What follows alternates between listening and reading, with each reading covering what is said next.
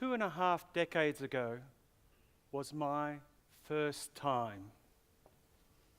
The first time I paid to be fully transformed into a woman. The mirrors were covered as I squeezed into lingerie, a long flowing dress, and high heels that I really couldn't walk in. The woman used makeup to make my eyes pop, and I asked for bright red lipstick. And then the mirrors were uncovered. I was captivated by what I saw. My childhood dreams had materialized. But then my time is up, and I'm scrubbing my face raw to remove all traces of makeup. The guilt and shame were harder to remove. I left Rochelle in the salon that day and headed back out into the world as a man. But I carried the secret forward. A secret like this invades your mind.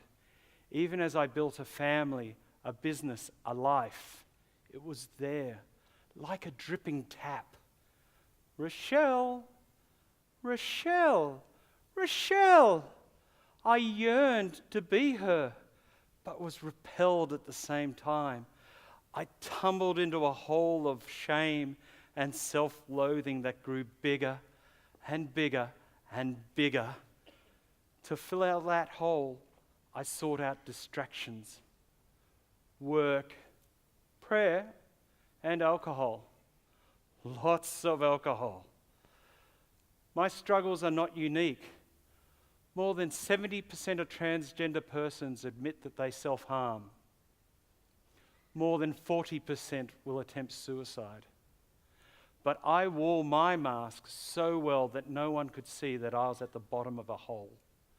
I could have told my forum that I had been privately dressing, or about the time I forgot to remove my nail polish and had to hide my fingers for half a day, or that I lived in constant fear that I would be discovered and outed. Instead, I spoke of prospects, troublesome staff, and fulfilling family experiences. I think you all know the drill. This month, I'm a 7 for business, 8 for family, 7 for personal, and a solid 10 for denial. But when you live a lie, your body rebels, and my body was rebelling.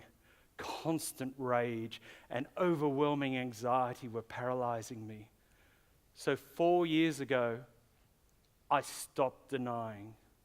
I stopped bargaining, and I did what I should have done so many years before. I told my wife, Catherine.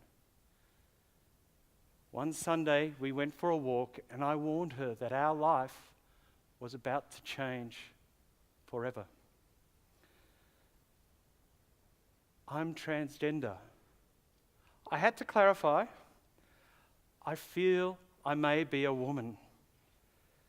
It was a terrifying few hours for me, which did include tears, much anger, and many expletives. But then she reached out to me, hugged me, and said, "It will be all right." I felt a sense of relief as big as Mount Everest.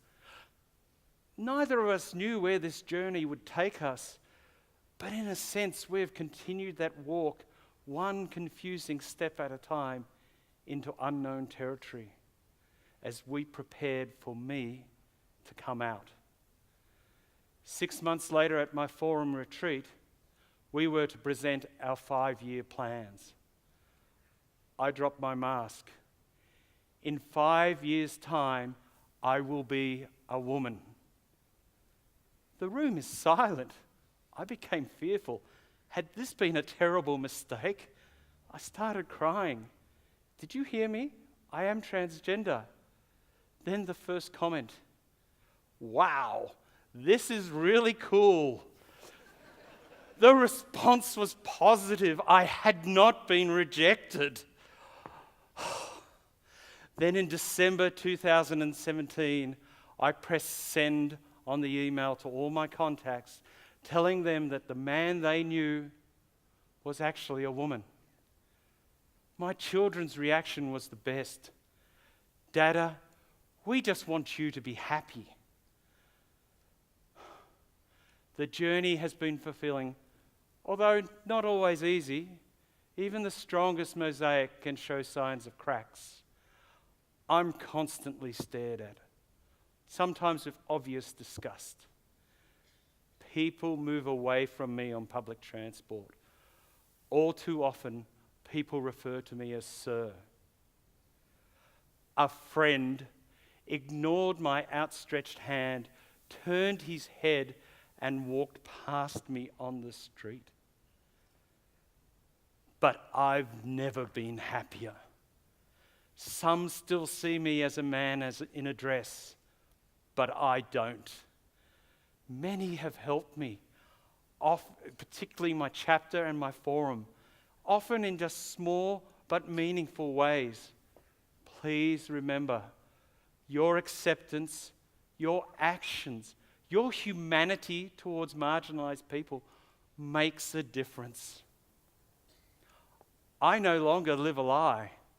I live proudly as a woman, fully present with those she loves. In the powerful words of an Anna Nin, "Had I not created my whole world, I would certainly have died in other people's."